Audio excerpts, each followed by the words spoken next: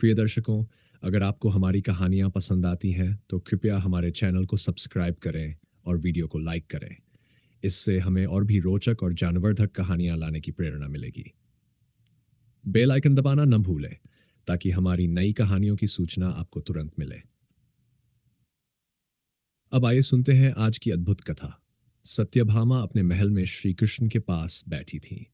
वह 16 श्रृंगार किए सुंदर रेशमी वस्त्रों में सजी थी, लेकिन उनके चेहरे पर चिंता की लकीरें थीं।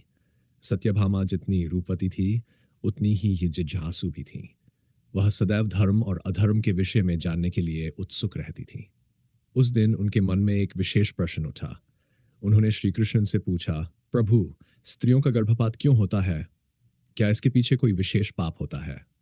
श्री कृष्ण मुस्कुराए और बोले, हे सत्यभामे, यह प्रश्न अत्यंत गूढ़ है और इसका उत्तर एक कथा के रूप में ही दिया जा सकता है। सुनो, प्राचीन काल में एक नगर था, कांचीपुरी।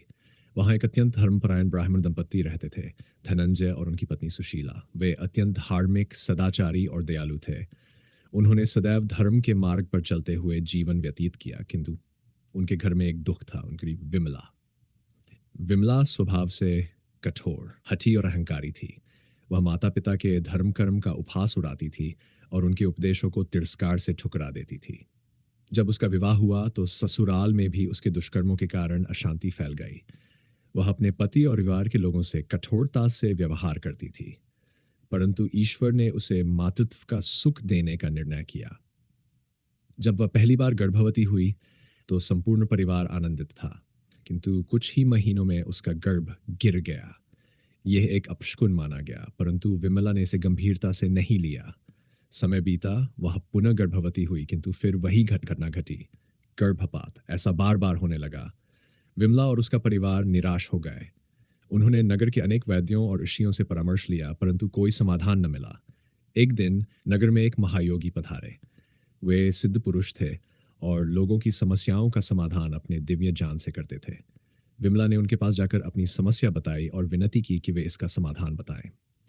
महायोगी ने ध्यान लगाया और फिर अपनी आंखें खोलकर बोले, हे पुत्री, तुम्हारे गर्भपात का कारण केवल इस जन्म के पाप नहीं है, बल्कि यह तुम्हारे पूर्व जन्म के कर्मों का भी परिणाम है।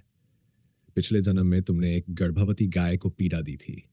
एक दिन जब वह गाय खेतों में चर रही थी, तुमने उसे लाठियों से मारा और उसे इतनी ठोकरें मारी कि उसका गर्भ गिर गया। उस निर्दोष प्राणी की पीड़ा तुम्हारे वर्तमान जीवन में प्रतिफलित हो रही है।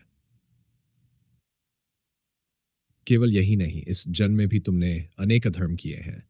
तुमने अपनी माता पिता का अपमान किया है, अपनी वाणी से अनेक लोगों को कष्ट दिया है और गर्भवती स्त्रियों के प्रति भी संवेदना नहीं दिखाई है। तुम्हारे इन कर्मों के कारण ही तुम्हें मातृत्व सुख प्राप्त नहीं हो पा रहा है। विमला यह सुनकर अत्यंत दुखी हो गई। उसने अपनी भूल को स्वीकार किया और महायोगी से प्रायश्चित का उपाय पूछा। महायोगी ने कहा, हे पुत्री, यदि तुम अपनी भूल सुधारना चाहती हो तो तुम्हें अपने पापों का प्रायश्चित करना होगा। गौ माता की सेवा करो, गौशाला बनवाओ, भूखे लोगों को अन्न दो, गर्भवती स्त्रियों की सेवा करो और अपने माता पिता की श्रद्धा से सेवा करो। जब तुम्हारा हृदय पूरी तरह शुद्ध हो जाएगा, तभी तुम्हें संतान सुख प्राप्त होगा। विमला ने गुरु के वचनों को स्वीकार किया और उनके बताए मार्ग पर चल पड़ी। उसने अपने जीवन को बदलने का संकल्प लिया। धीरे धीरे उसके अंदर करुणा और दया का संचार हुआ। उसने गौ माता की सेवा की, अपने माता पिता के चरणों में शीश नवाया और गर्भवती स्त्रियों के लिए आश्रय स्थल बनवाया। कुछ समय बाद जब वह पुनः गर्भवती हुई तो इस बार उसका गर्भ सुरक्षित रहा। 9 महीनों के पश्चात एक सुंदर तेजस्वी पुत्र का जन्म हुआ।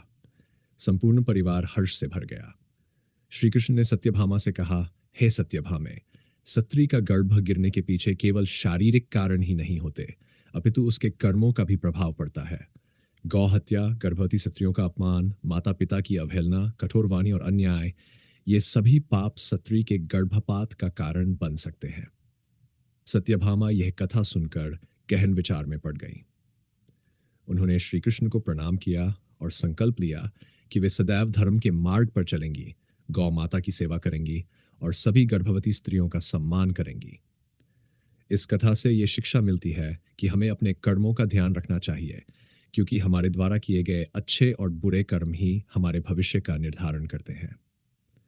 जो व्यक्ति गौ, माता पिता और गर्भवती स्त्रियों का सम्मान करता है, उस संतान सुख और समृद्धि प्राप्त होती है।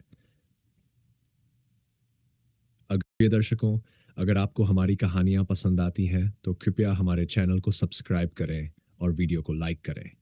इससे हमें और भी रोचक और जानवर्धक कहानियां लाने की प्रेरणा मिलेगी। बेल आइकन दबाना न भूलें ताकि हमारी नई कहानियों की सूचना आपको तुरंत मिले।